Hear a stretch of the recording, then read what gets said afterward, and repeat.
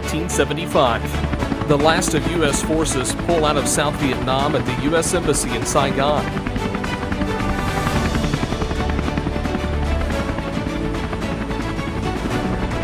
U.S. military personnel are ordered by President Ford to retake the SS Mayuges, a merchant vessel seized in international waters by the Cambodian Navy. This is also the year Gunnery Sergeant Scottie Thomas joined the United States Marine Corps.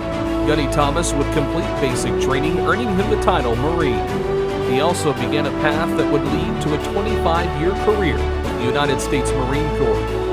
They are called the few and the proud, and after interviewing Gunney Thomas, I understand better what it means to bear the title Marine. Listen as Gunney Thomas talks about his career and selfless service to our nation on this edition of Arkansas Valor.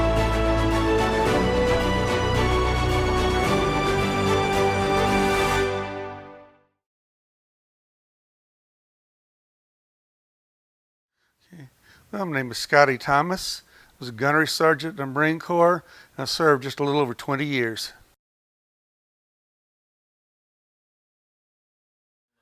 No, I enlisted. The draft was still going on.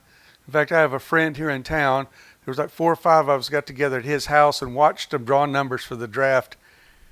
1970, 71, because it was by number. The higher your number, the better off you were. I still remember that. No, I was out of high school for a short time. Nothing going on. No real money, no real job prospects, and kind of don't really want to, a little embarrassed to admit it. I was doing a lot of things I shouldn't have done and was probably going to get in trouble. Just out of the blue, I went and talked to a recruiter, and I was gone in 2 weeks. Well, at the time, I just joined, could do 4 years, get my college paid for. But after I got in and saw what it was really about, I said, no, this is for me. And to me, there was no other option than the Marine Corps. I've said this before, I guess I was brainwashed by John Wayne movies, but I don't regret it. I mean, I don't regret it.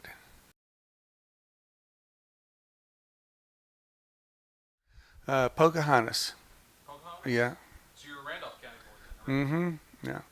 But I've been gone from here so long, I don't really consider myself. More of a Jonesboro native now? Arizona. Because that's where I lived. I lived in Arizona probably longer than I have anywhere. Okay.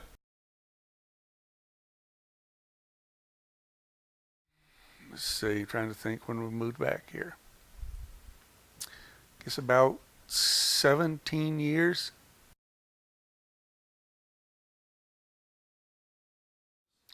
Oh yes, never forget that. Flew into the airport. There was a lot of us there that were going for basic training. There were drill instructors there. They yelled, hollered, cursed, pushed people. I was thinking, oh, if they're going to do this out here in public, what's it going to be like when we get inside those fences? But you know, remember, this was 40 years ago. The rules were a little bit different then. These drill instructors had just come out of Vietnam. They were getting us ready to go.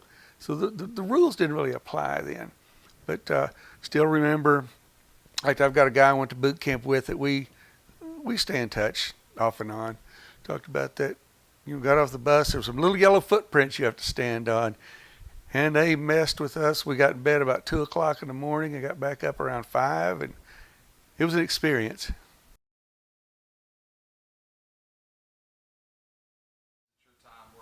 That is one of the most realistic movies that I have seen. And there was also a movie, no one's probably ever heard of it, called Boys in Company C. It was one of his first movies I've seen. Yes. You know, Arlie Army was a Marine. He was a drill instructor. He got injured. I don't remember how. Got out on a medical discharge. I saw this in an interview. For Boys in Company C, he was a technical advisor. And the man they had playing the drill instructor, he just, it's not right, it's not right, it's not right. One morning he showed up in uniform. This is how it's done. And I said, wow, the part's yours. You know, I mean, obviously it's not 100% accurate, but that's good representation.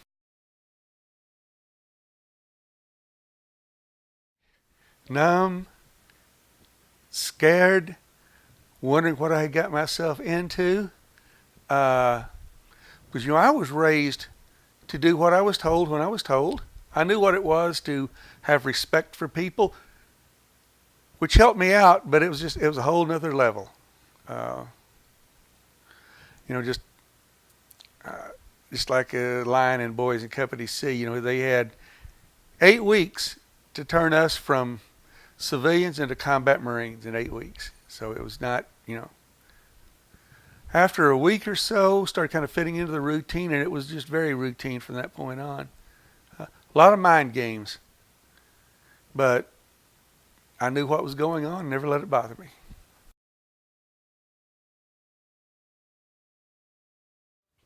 Our first week or two, a lot of classes, all kinds of different things.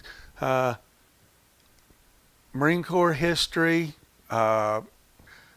different Marines history. I mean, the big ones like Chesty Pullard, something like that. Got a lot of history on him.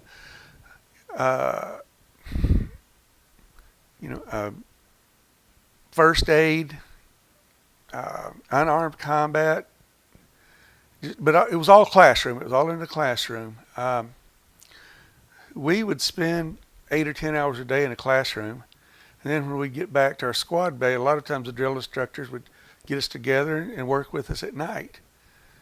A lot of marching. And they started us out kind of slow running. We ran every day because they knew they had a lot of overweight, out of shape people. So they knew what they were doing. They started us out slow and built us up. After the first 3 weeks, I think, went to the rifle range. That was a 2-week, a week of classes, a week of shooting. And I thought I was a decent shot. I wasn't anything great, but I always considered myself a fairly decent shot. But I found out very quickly I wasn't. And then we left the rifle range, and it was after that it was just kind of finish up and polish things off.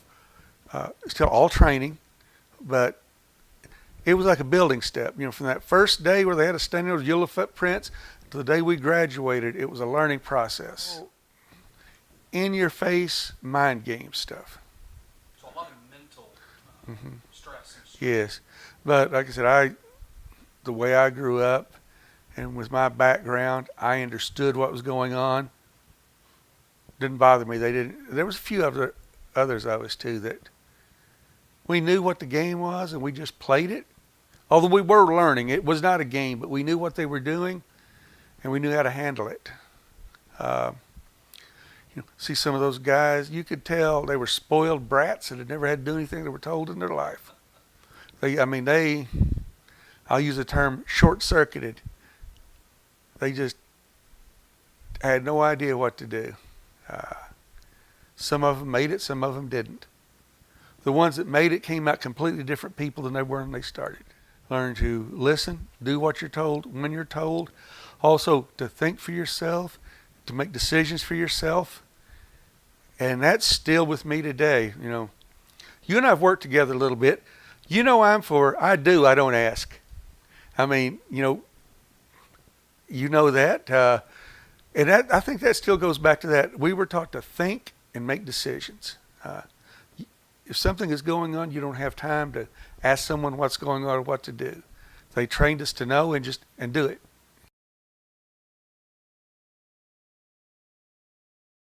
Oh, yes, they did. It was both mental and physical. Because after the first few days, our bodies were so we couldn't even hardly get up and move. Same thing with mentally. It wasn't quite, but it was almost like brainwashing. They broke us down, and then they started easing up, and then after that, easing up a little more, giving us a little more freedom. letting us think, and during some of this training we could think and do it for ourselves under their supervision. But it was from day one to graduation day, it was just, to me, it's still amazing what, I know it took years to develop that, but it was amazing what they could take people off the street and turn them into. And it never leaves you. I mean, I've been out over 20 years. I've got hairier and I've got fatter, but I'm still a Marine and it is still there.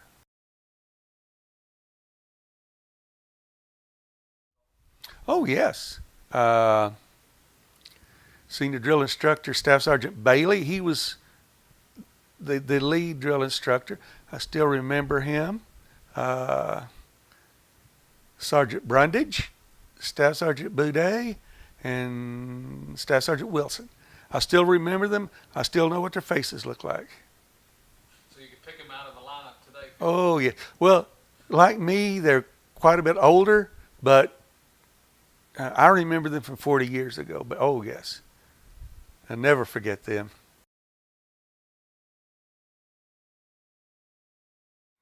First of all, I didn't take what was said personally. I said, through some of my growing up and some things I had been through, I knew what it was like to be around people who were rough around the edges. And I knew it was a mental game. I knew what they were doing. I knew they were tearing us down to build us up. A lot of it I didn't like. They did get to me, but not that much and not often. I knew what was going on. I knew how to accept and take what they were saying and doing. I realized they had a job to do. And I like to feel I was fairly mentally tough when I got there, because I had at times hadn't had it all that easy before I got there. It was much more so once I left, but said I like to feel I was mentally tough when I got there, which I believe helped me.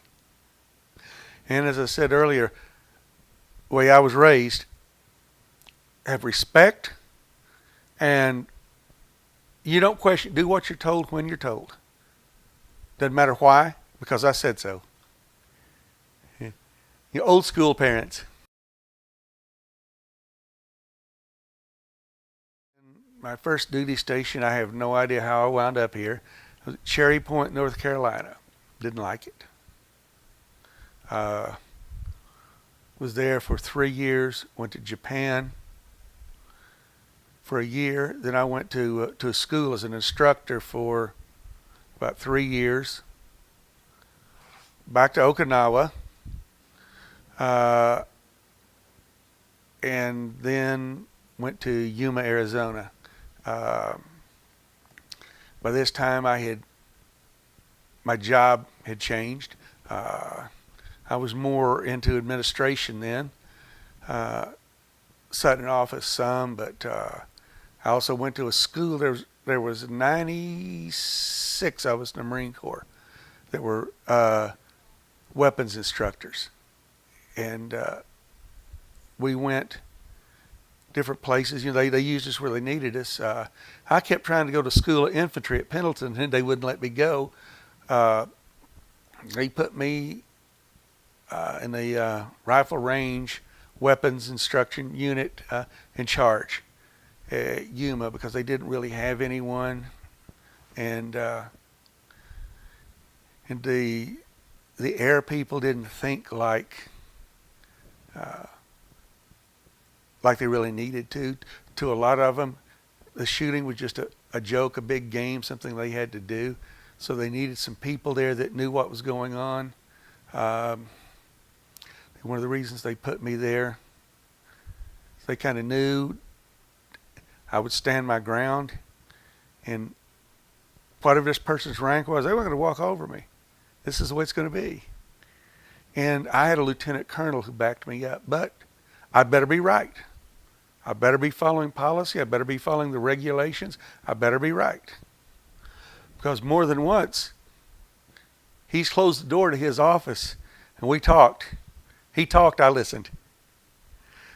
But let's see, then I left Yuma, went back to Okinawa, back to Yuma, and shortly after that I went out on a float, a Westpac float. That was very unique. Small unit called a MU, Marine Expeditionary Unit. We joke about it. We were just big enough to get our butts kicked. We were out there in the ocean. If something happened, we were going in first. We were supposed to go in and hold it for 48 hours until the main troops could get there, until the main forces. Had an infantry battalion, 2 or 3 helicopters, 2 Harrier jets, and then what I was attached to. They attached us to the headquarters unit because they didn't know what to do with us. Well, actually they did. That's really a little misleading, but Force Recon, Anglico, and the unit I with were all kind of separate from everyone else. We were on our own little entity. I sort of say enemy, little entity. I don't know, most people may not be familiar with the term Anglico. They were basically forward gun observers. They were the people that went out, infiltrated, got in the middle of the enemy, and then called air and artillery strikes in on top of themselves. I mean, sometimes they would, they may be sitting up on the side of a mountain, looking down in a valley, and it really wasn't quite as bad as I said it was. That's what they did. They went in, usually 2 of them. They slipped in and directed air and naval gunfire. So they were pretty crazy. Mm-hmm. Not as crazy as those Force guys were.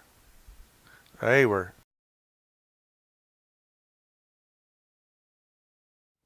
I actually wasn't in Force Recon, but we were attached to the same, we were attached to the headquarters element. We did some training together. Off duty, I hung out with some of them. That's as far as it went. We did some training together. Actually, and they were the experts. They helped train us. There's Recon and there's Force Recon. They're basically Navy SEALs. And the SEALs and Force Recon do a lot of stuff together. That's not 100% accurate, but that's the best way to describe it. They're the Marine Corps' SEALs.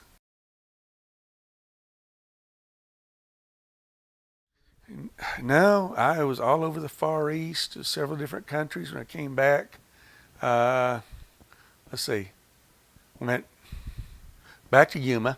That's why I said I consider myself from Arizona, because I could never get out of there. Then I went to 29 Palms, California. It's a high desert training environment. There wasn't all that many of us that were permanent personnel, but units came in there for big training exercises. And I wasn't involved in this training, but mountain warfare and just different things. But it was basically a big training command, huge base. I don't remember how many thousands of square miles it covered. That they did different things, but again, that's when I spent most of my time in the office doing paperwork.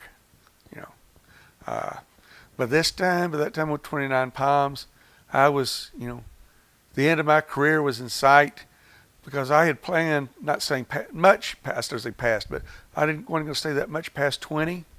And, people like me that had been around for a while, they would, we weren't out there running up and down hills and stuff, although we still could, but they actually used our experience and expertise. So I spent most of the time in an office.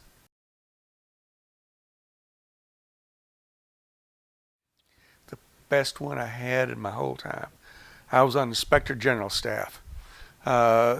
Military people will know what that is, but the easiest way to describe it that people will understand, it was the Marine Corps' Internal Affairs Department. I was on a base. My boss was 300 miles away because we couldn't be attached. We couldn't report to anyone on that base because we might have to investigate them. There was two of us. There was a major and me. Now, we had an open door policy with the base XO, executive officer.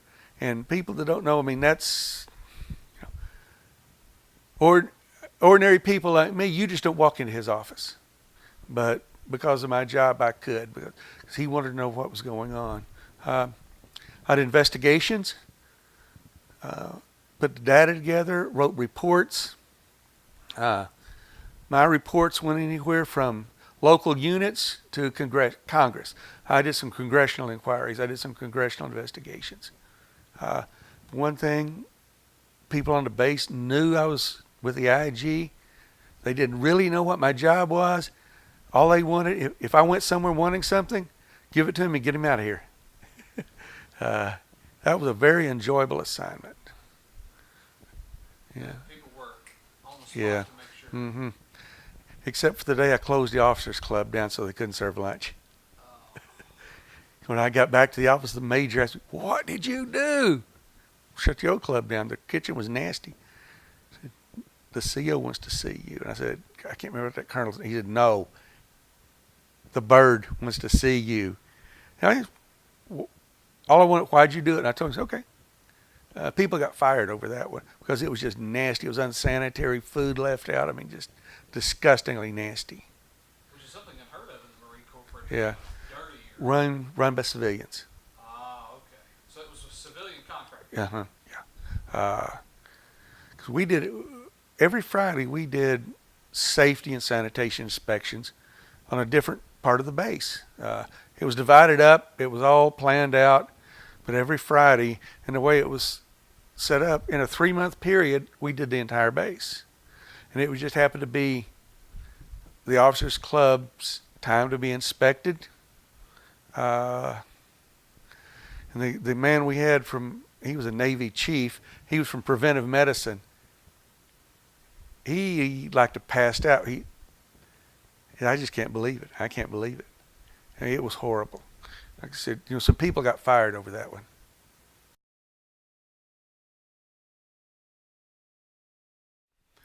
Yeah, very, very limited. Actually, I don't even know if I could call some of this stuff combat or not. Spent some time in the Philippines, and a very heavy communist influence there. I mean, it was us and another group of guys were in an area training. We came out one day, they came out the next, got ambushed and killed. Was out in a training area. We got shot at. And then when I was in Korea in the late 70s, they were still in a state of war. Particularly the closer you got to the DMZ, I mean, it was, everyone went armed at all times. So maybe some of the things I've done really couldn't be considered combat, but I was in some hostile situations. I tried to get, when Desert Storm kicked off, I wanted to go. They told me no. That's when I was running the ranges.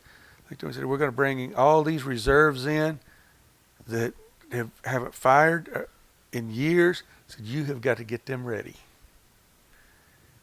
And I tried to go, and they would. It made sense. I understood why. Didn't particularly like it, but I understood why.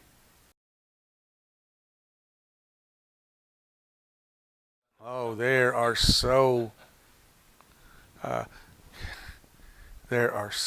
many. A lot of my most memorable stuff was always in the Far East. When I was in like 6 different countries. Very different cultures.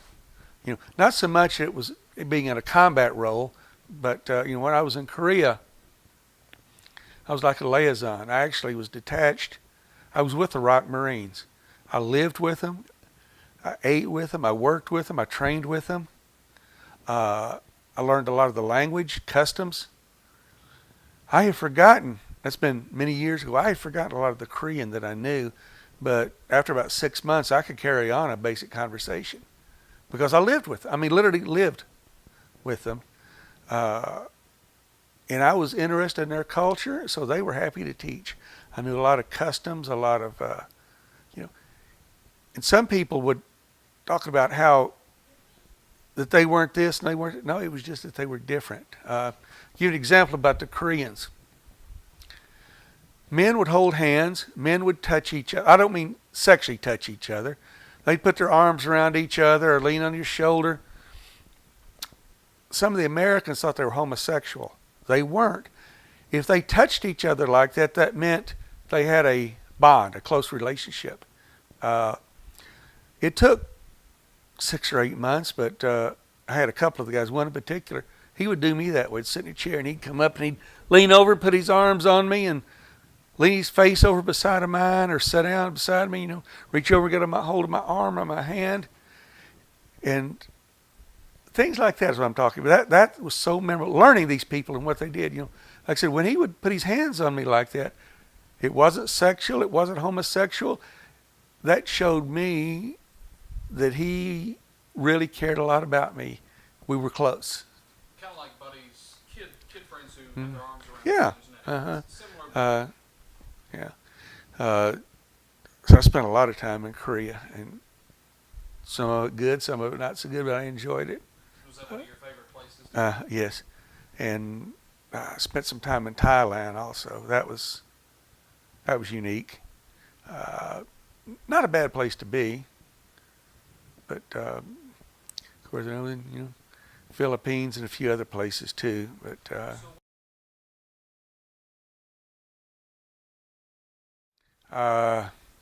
the South Koreans liked us. For the most part, they wanted us there because we were part of what was keeping the North from coming south. Time or two in town had little problems, but normally it wasn't because it was an American or because it was, sometimes when people drink too much, they get dumb and, in Thailand, they loved us. I mean, it was just, we got treated like kings in Thailand. It was just the military that we worked with, the civilians, there was, and there were some Americans there all the time, but it was just, they wanted us there. They didn't want us to leave. It was Philippines. They didn't want us there. They wanted us out. All they wanted was to get our money. It's a heavy communist influence. People get killed. That was, especially depending on where you were at, that could be not a real friendly place because the majority of the Filipino people just didn't want us there. And they let it be known.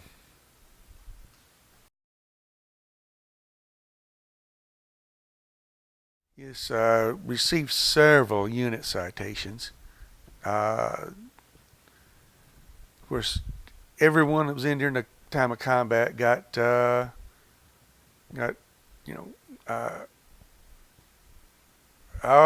feel bad. I can't remember what it was called. It was basically like a combat action that you were in during this. Like a national defense. That was it, national defense. Thank you. I said, I feel really silly that I couldn't remember that. That's it exactly, Terrence. National Defense Ribbon. Actually, it was a medal. I didn't receive any combat-related medals. I got some recognition, got a fairly prestigious medal, basically for going way above and beyond what my job was. One particular thing, I was really out there on my own. There was another guy and I. We were trying to put a big, kind of like what was done recently at the air base in Walnut Ridge. We're putting a big dog and pony show together to open the base up. There was going to be demonstrations. They were going to have aircraft, all kinds of different things. And there was another guy. Now we had a captain we worked for, but the three of us pretty much put the whole thing together.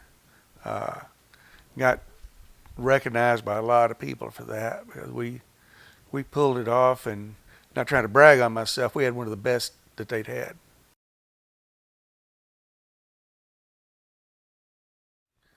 Mostly letters. There wasn't email, there wasn't cell phones, there wasn't Snapchat. It was either make it to a landline and go through several different operators to get a very, very expensive call through, or write letters. It was mostly letters. There's probably a lot of people today can't relate to that, but it was nearly all letters. Let's see, the last time I was in Okinawa, I would call my family and also call my parents ever so often. And it was, I can't remember, it was like $25 for the first 3 minutes. So I didn't call very much. So how often did you write letters back home? It varied, it depended, and I'll explain that. It depended on what was going on and how busy I was. If it was a lot of downtime, I'd write someone pretty much every day. But there was other times, didn't have time to do much of anything but go. It might go 2 or 3 weeks without writing a letter, but normally that didn't happen. I'll just say every few days. And in some of these places, that was the highlight of the day, was when mail came in. Mail call. People were just lined up. Everybody wanted letters. I don't know this for firsthand experience, but I've heard the story told that in Vietnam, not just Marines, people, they would get magazines and they would fill out these cards that are in them and mail them in just so to get junk mail. Just to get mail. I mean, I can't say for a fact that was a true story, but I can believe it. Just anything to get something in the mail.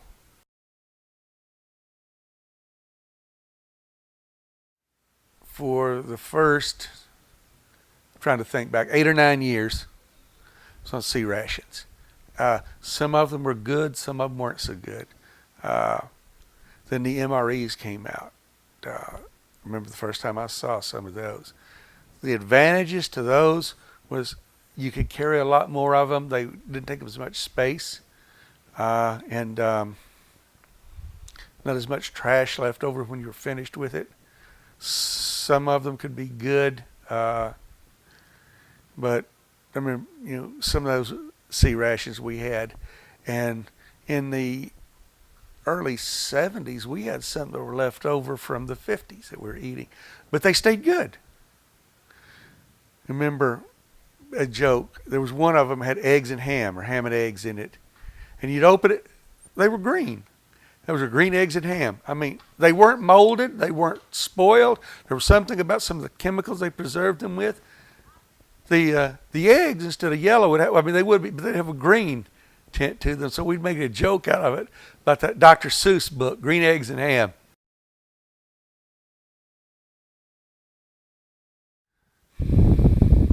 Occasionally, but I wanted to think for a minute how I wanted to answer this. But the supply people, the people that supplied us, they did the best they could do. If we didn't have it, it was because one of two things. They couldn't get it or they couldn't get it to us. I never and don't and won't fault the supply people whose job it is to get the stuff to you. They had a very hard, very rough job. I knew some, not well, but I knew some of them. So I never actually blamed them when we didn't have anything. Sometimes I blame budget cuts in the government because we weren't able to buy even simple things. But I never faulted the people that were sending it, and a lot of times we had what we needed. And maybe a little cliche, but it was true. But the Marines could get by with a lot less than the other services could. I mean, that's not a joke. I'm not trying to be funny. I'm not trying to downgrade another service. It was just our mentality, our mission, the way we were trained. We could get by with a lot less than most people could. Yes, and so many times I really can't remember. I mean, I can't remember them all. You know, like I said earlier, when I was in the Philippines, we were out in this training area, and we met up with some communist guerrillas, and some shots were exchanged. That's fairly stressful when bullets are flying around you.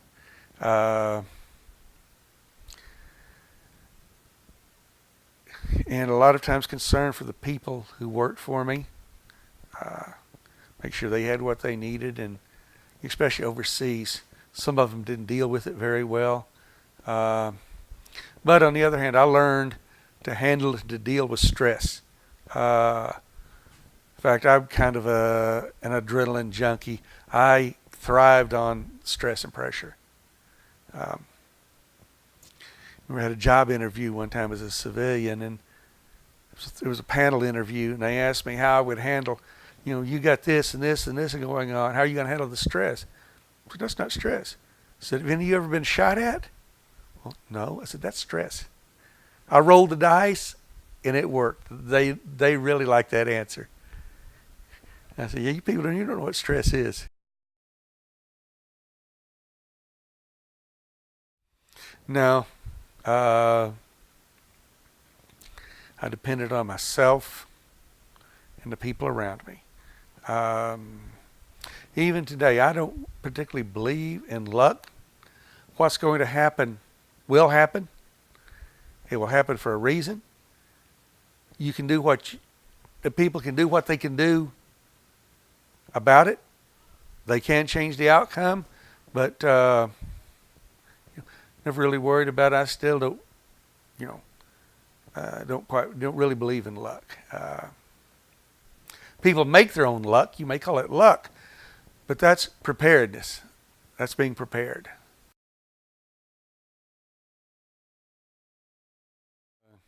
Watched a lot of movies. There was a base theater. They showed first-run movies. Every base you went on, there was a theater. And I can't remember, it wasn't very much, 50, 75 cents to get in. Not everyone did this. I ran a lot. When I'd get off, I'd go for a run, and there was 3 other guys, and I would go to the gym. I'd run 4 miles and go to the gym for 3 hours. I liked it. That was my. People took college. They read. And when I was in Okinawa, there was a big Air Force base not too far from us. You could go there and you could record your own music and just different things. And unfortunately, a gross amount of alcohol abuse. That's unfortunate, but I'm not trying to put it off, but that's just the way it was. But at the time when I first came in, if a Marine didn't drink too much, get in fights, get in trouble, there was something wrong with you. That was just kind of the way it was looked at. But thankfully, before I got out, that mentality had changed, and alcohol abuse wasn't tolerated anymore. But still a lot of it happened. Well, when I was a sergeant, sergeants below couldn't have alcohol in the barracks. We had all kinds. And the man that we worked for, and all of us didn't have the same boss, but the guy that was kind of in charge of the barracks fell under him. He'd come in. He knew we had it. There's a lot of people knew it was in there, but no one ever tried to find it. Once you were staff sergeant, you could have alcohol in your rooms. But on deployments, a lot of times it wasn't allowed on deployments. Not that things didn't get hidden and taken. But I'm like 20 years out of touch. But like I said, by the time I got out, those attitudes had changed a lot. I know people still drank, but it wasn't encouraged, and at one time there was quite a problem.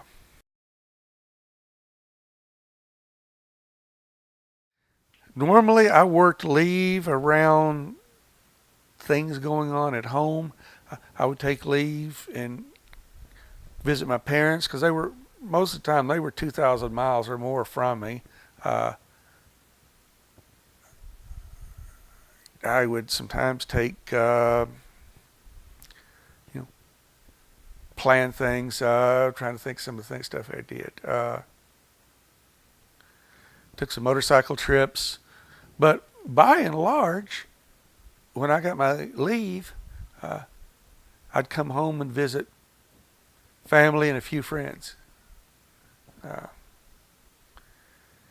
I really can't remember doing a lot more. I know a couple of different times I took leave and went to a high school reunion. But normally, for things that I wanted to do in the local areas, I normally had enough time off. I normally had enough time off to do that. Remember when they took some time off and went to Tucson one time with a friend. That's where her family was. We went and spent about 4 or 5 days in Tucson. Went around San Diego a time or two. Well, spent a lot of time around San Diego, but by and large, I spent my leave time visiting family. Yeah. Okay. And I'm trying to think of something, but things were considered humorous, and we laughed at things that really weren't funny. It was a coping mechanism. Just like when I was a paramedic, when we got back to the base, we would make very inappropriate comments about the runs we'd been on. Coping mechanism. You don't go crazy. I'm trying to think of. Just thought of one. There was a guy I spent quite a bit of time with. We were good friends. At Okinawa. He was rotating back to the States the next day to get out. He went out and celebrated a little too much.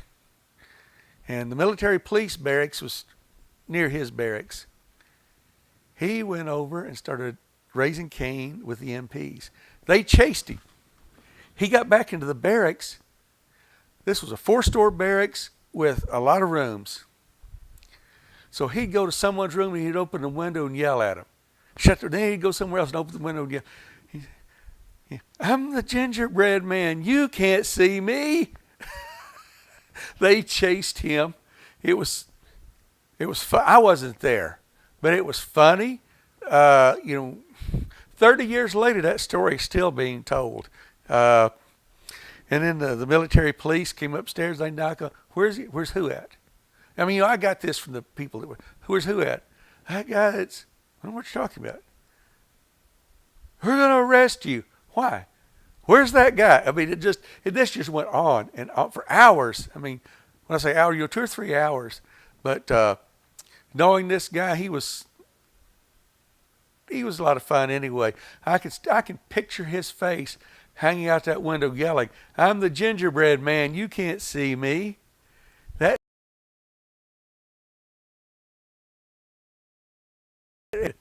yes. Oh yeah, and we did mess with the more junior people. Cold, and there's one particular place that I worked. During the winter, it would get cold. We'd send the new guy to the mess hall to get a pot of steam so we could warm it up.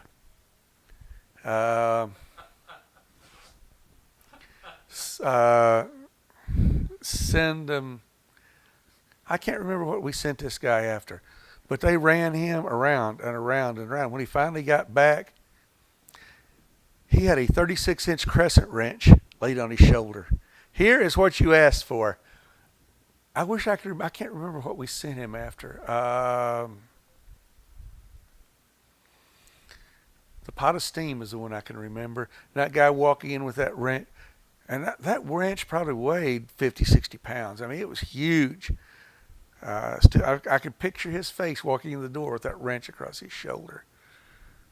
There was a guy I knew. He was in, I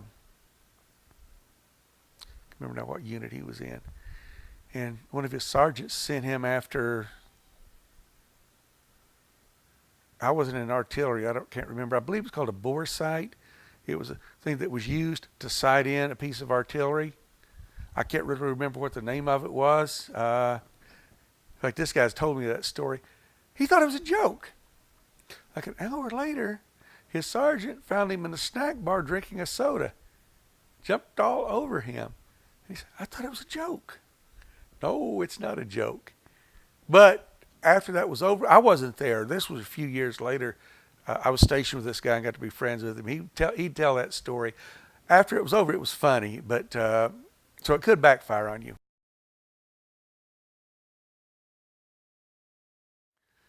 Officers and enlisted are just two different worlds. I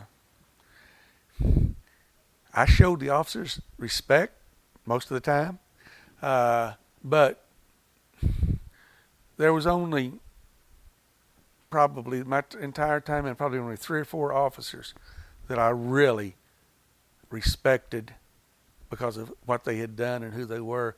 Most of them I just tolerated. I'm not saying I was right. I'm not saying I should have done that. Just kind of my attitude. Like one time I was working in an office, and our head enlisted guy come in and said, "Hey, got a new lieutenant checked in. We're going to send him. We're going to send him back here."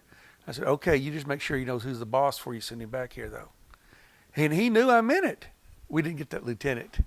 Not that I disliked, but it was just kind of an animosity.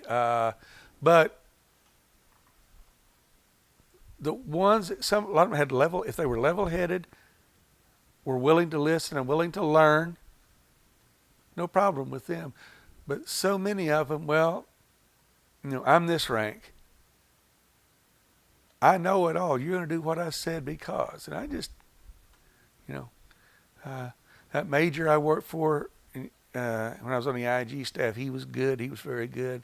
That lieutenant colonel I worked for when I was in weapons training, he was great.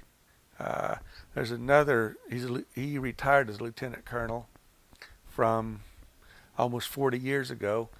Him and I stay in touch on Facebook. All the close friends I have were all enlisted people. So it was almost like 2 separate, I'll call it social class. That's not exactly accurate, but it was, the officers were with their group, and we were in our group, and it was supposed to be this way. They didn't really cross over, but I stay in touch with people my entire career, and still am closer to a lot of them than I was blood relatives. There's just something there that I don't even know how to describe it. Even today, where was I at? Kroger. A couple of weeks ago, I had my do-rag on. I always wear this Marine Corps do-rag. And he asked me, and I said, "Well, were you, or you just went?" No, and he was a former Marine, so we instantly had a bond and a camaraderie. I mean, it was just, never seen each other before in our lives, but it was an instantaneous bond. And it's that way for all Marines. And I think in my entire life, that is the most loyal. Back you up. Be there when you needed them. And I'm not necessarily talking about even when you were out somewhere where things were rough. I mean, personal issues. I have never, including some of my family members, have never been around anyone in my life that was tight and close-knit and had each other covered no matter what it was or when it was, like the Marines did.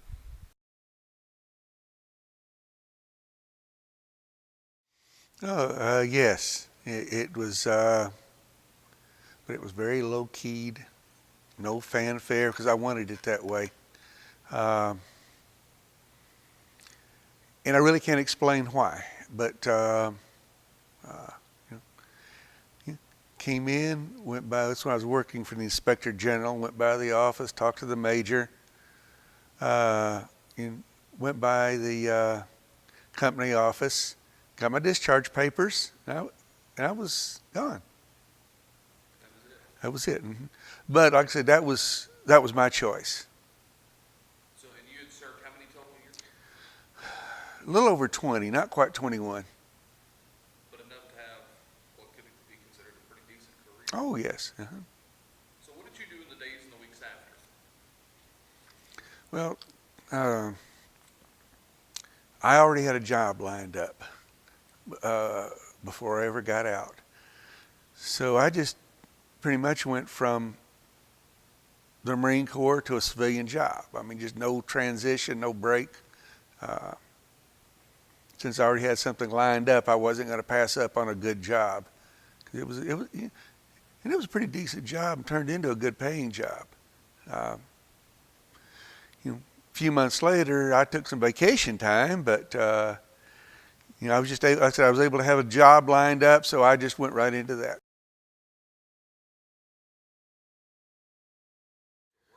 I'm still working, partly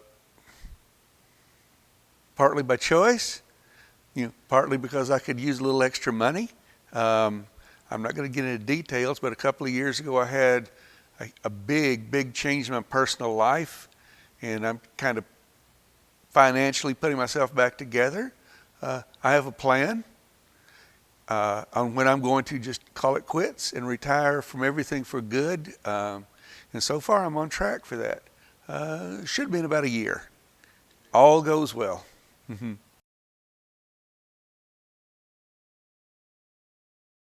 Yes. So when I got out, I had 2 degrees already.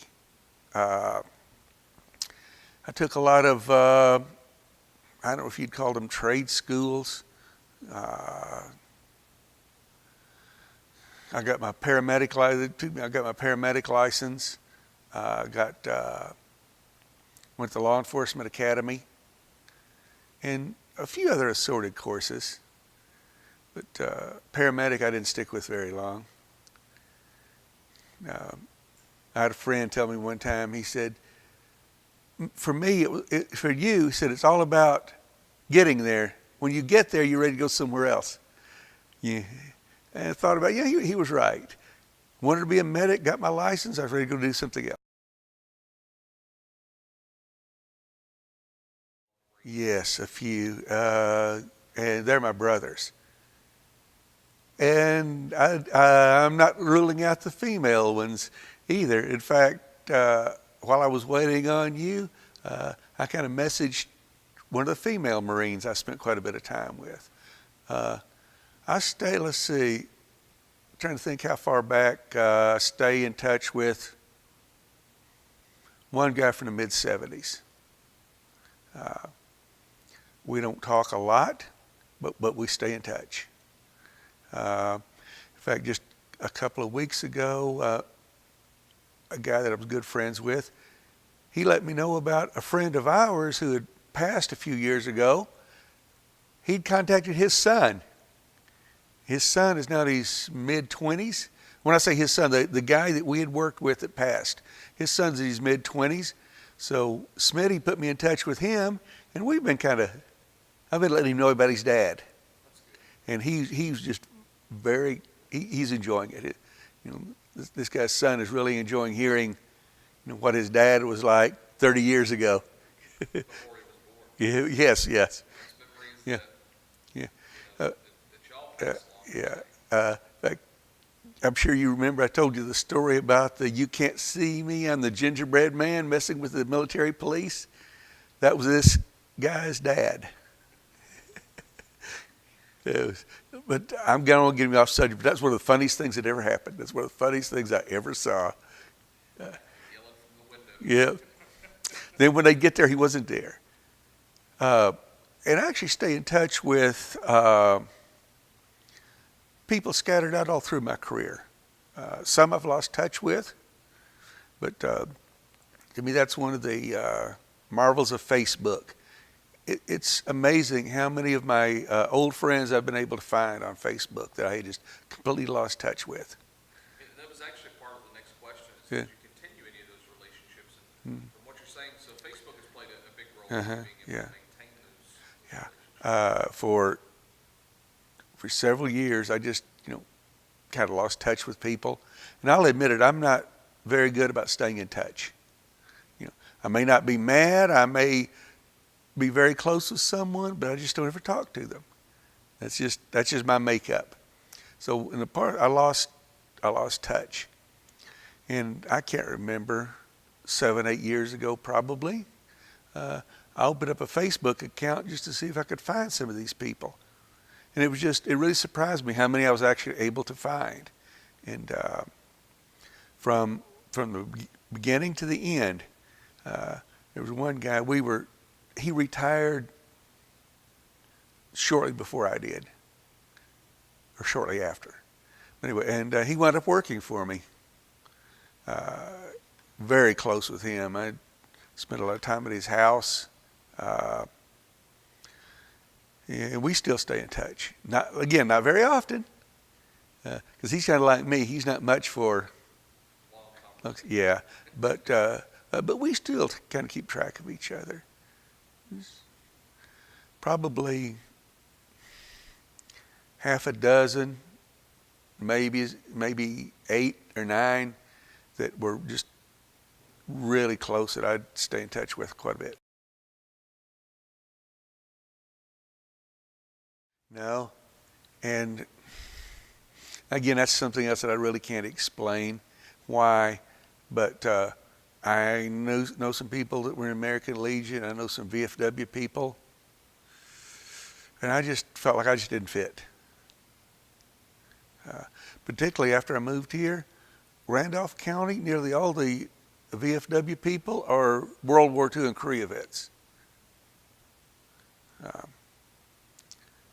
And yeah, and that was it just wasn't something I was interested in.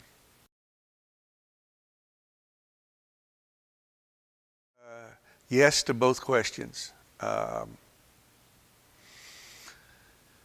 When I joined, I had said earlier that I joined the Marine Corps because I was kind of brainwashed by John Wayne movies. I thought, it was like it is on TV and in the movies, but nothing could ever portray what it's really like. It's something I don't feel anyone should ever have to go through. Some of the places I had to go and things I had to do and the way I had to live, just no one should ever have to do that. And there was a lot more people that had it a lot worse than I did. When I joined, I just had really it wasn't for patriotic reasons. I just had really no feelings one way or the other. Jobs were hard to get, early 70s. Minimum wage was $1.60. Jobs were scarce. I'm kind of ashamed to admit this. I was doing a lot of things I shouldn't have done. I was into not some good things. Handwriting was on the wall. I'd already been in jail, and I was probably, they just weren't.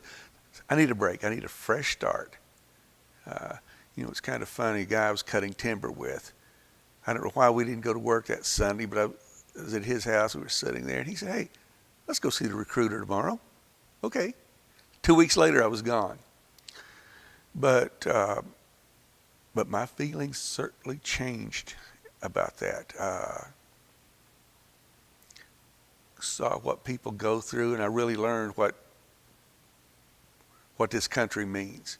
I said, when I first joined, I wasn't very patriotic, but very much so now.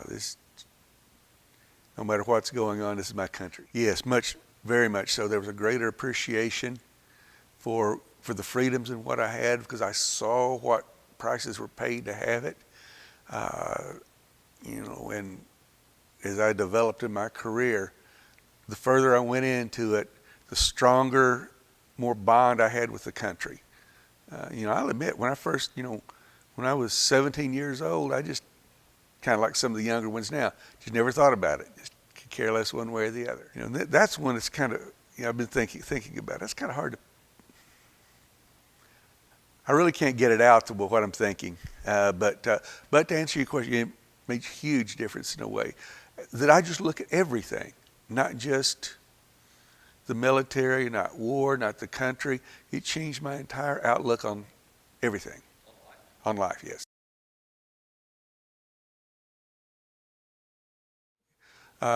No, it was 2 years ago.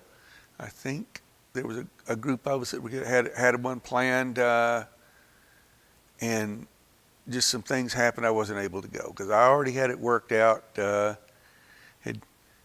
Had checked on my plane tickets, motel, rent a car, and just some things happened that I just wasn't able to go. Is this something you look forward to as a possibility? Oh yes. There's some of these people I would just really love to see. And I'll admit it, there's some that I don't care if I ever see again or not. But those are few and far between.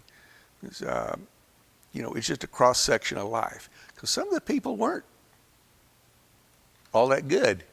Most of them were, but yeah, and actually some of those, two or three of those organizations I stay in touch with, I watch for things like that.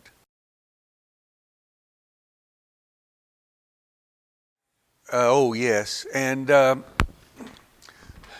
also it gave me, purpose isn't quite the right word either, but a drive, a determination. There is no such thing as quit. And I know that from working, a lot of people that you work with won't show up, won't do anything when they get there. For me, there just isn't. That just isn't an option. And that's ingrained in me from 40 years ago. An extreme fierce loyalty, a drive, stick to it, and put myself above others. And I still, even though I've been out over 20 years, I still have trouble understanding people that have no loyalty, even job loyalty. I still just can't understand that. And I will admit it, a lot of times I get aggravated. It bothers me. How can people not care? But that comes from my, as you said, that comes from my background. That comes from 20-something years of military service. And the Marine Corps is not like other services either. It's things like this are really pounded into you. I mean, the other services are good. I'm not trying to downgrade any other service. But the Marine Corps training and mission is just different. Because usually there's not many of us. Sometimes we're out there doing things with just a few people. You have to have that mental attitude, and it's still with me.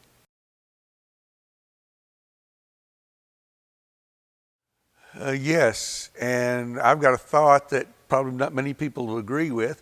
I think out of high school, every person graduating high school should have a 2-year obligated service. It is just unbelievable how it would change a person. It changes your entire outlook. And some of the problems that I see as being problems wouldn't exist if everyone was in the military. Everyone doesn't have to be a Marine. All people are different. And all the branches have got their job.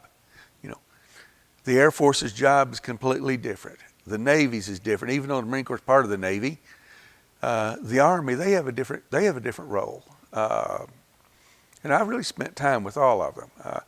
An ex-brother-in-law that was in the Army. I spent a lot of time with the Navy, and I met him as civilians. I've got a good friend that's former Air Force. Notice we all think a little different. We see things a little different, but the bottom line core thing is there. No matter what a person's thinking, no matter what their ambitions are, it will only help You will get in experiences. If nothing else, you'll get to go places and see things and do things that you would never get a chance to do again. I spent I spent time in Thailand, and I hooked up with some of the locals, and they took me places and showed me things that cultural things that we never even have dreamed of. I did the same thing in Korea. I had said earlier, I lived with the Koreans. I was a liaison with the Rocks, and I actually lived with them. So I learned in Okinawa. That's considered almost like the Hawaii of that part of the world. It is just beautiful. Just think of all the things that people can see, places they can go, and get paid to do it. But it's not all fun and games. There's some very serious things going on, and there can be some rather dire consequences of things that happen. But I would encourage everyone. It could only help. You don't have to make a career out of it, but it could only help everything. Your attitude, your drive, your wanting to keep in touch and see what's going on in politics or in the country, and maybe not necessarily politics, but going on around you. It just it would be unbelievable how the things would be now if everyone had done time in the military.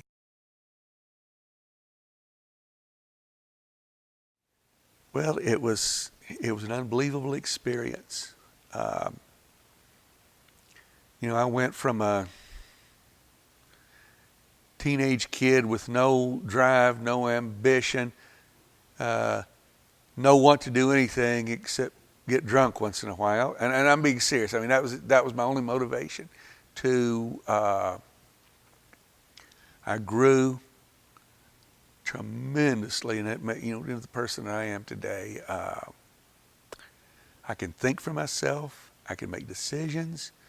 I can follow through, and as I said earlier, just the drive, the determination, the stick-to-itness, and the want to. Like I said, it's not all bed of roses. It created a lot of family problems for me. It created some other issues, but all in all, I have no regrets at all. If I had to choose, I would do it again without even hesitating. Maybe one small change I would make after I got in, I would immediately went to the ground side of things, because my last half of my career, I spent some time with the ground units. World of difference. I actually like that better. But like I say, I think anybody that's interested, go talk to a recruiter. You should do it.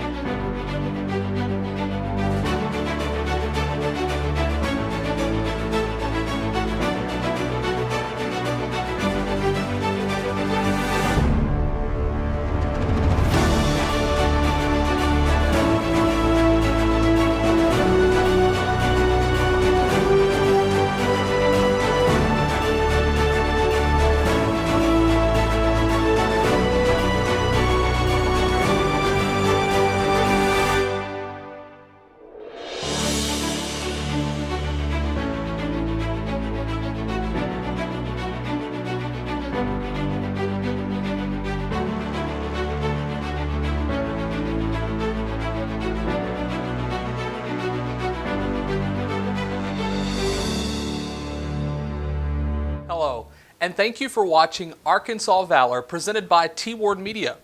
I am so excited and so happy to be able to bring you these stories of our Arkansas veterans who have sacrificed so much for you and for me, to be able to share their experiences otherwise not found in textbooks or history books even, but for them to share those stories with us so that we can pass them on to future generations so that they may understand the sacrifices that they made for our freedoms.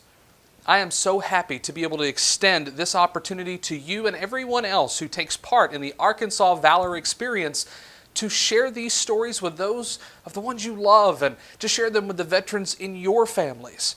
And when you share them, if they too want to talk about their experiences, we invite you to contact us at the information below. contact@twordmedia.com. Thank you for watching. God bless you, and we hope to talk to you soon.